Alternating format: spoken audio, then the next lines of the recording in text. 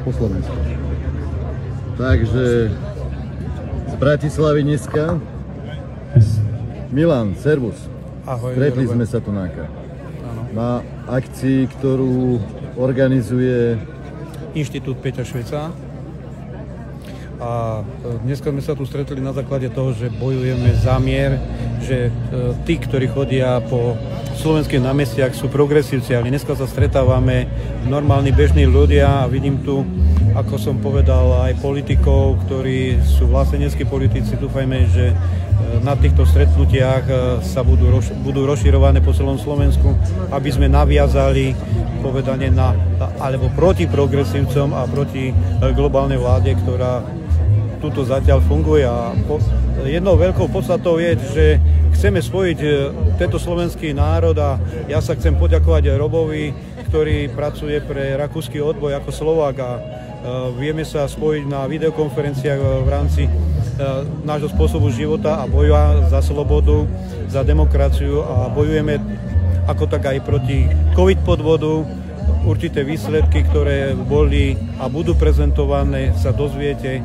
A v túto chvíľu podporujeme aj Peťa Kotlára v týchto veciach, nie teda vládu, jeho prácu podporujeme a sme si vedomi, že musíme jeden cieľ a jeden celok spojiť všetci Európania, všetci Slovania a potom povedať, ako som vždy hovoril, že Slován národný snem vyšiel s cestou slovanskou pred x rokmi a táto cesta je nám domáca a budeme v nej pokračovať a bojovať za práva a slobodu slovenského národa.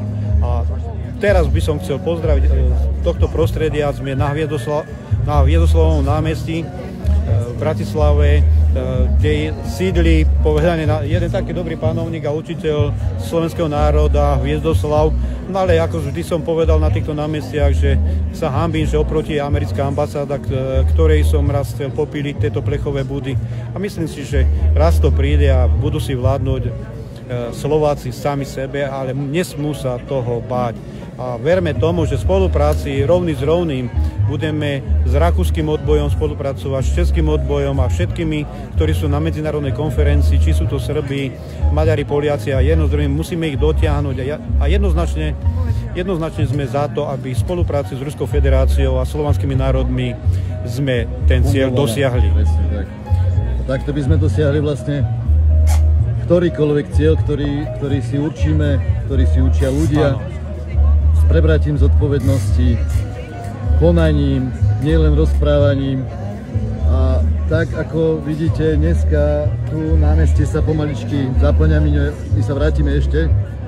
Námestie sa pomaličky zaplňa, vidíme prvú slovenskú vlajku, dceru zvierka, takže akcia ide, známe osobnosti, ktoré poznáte, či z alternatívy, alebo z YouTubeových kanálov, youtuberov. Dani Kolár je tu napríklad, Krčmové reči, Miňo je tu z televíziou Slován, za chvíľočku začne aj svoj živý prenos, takže tá spolupráca medzinárodná funguje už teraz.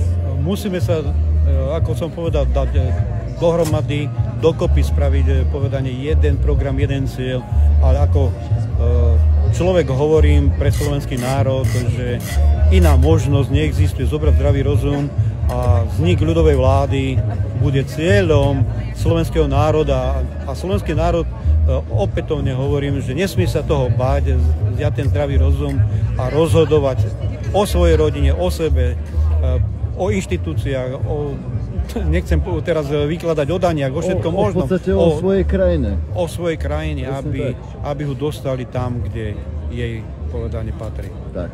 Milan, ja ti ďakujem za rozhovor. Dievčatá, ja sa s vami tiež rozlúčim takto, lebo mám obmedzené dáta, ale pokračovať bude Miňo s televíziou Kriváň. Vidíme tu televíziu Raptor, tí idú tiež na livestream, ostatné kamery pomaličky už tiež stoja, takže ďakujem veľmi pekne a z Bratislavy Milan a Robert. Čaute. Ďakujeme. Pozdrav rakúskému odboju. Video preložíme aj do nemčiny, takže aj rakúsky odboj dostane tvoje posolstvo, alebo naše spoločné posolstvo. Tešíme sa na spoluprácu všetkých krajín, ktoré sa k nám pridajú. Presne tak. Takže majte sa pekne, Robert Hudecber.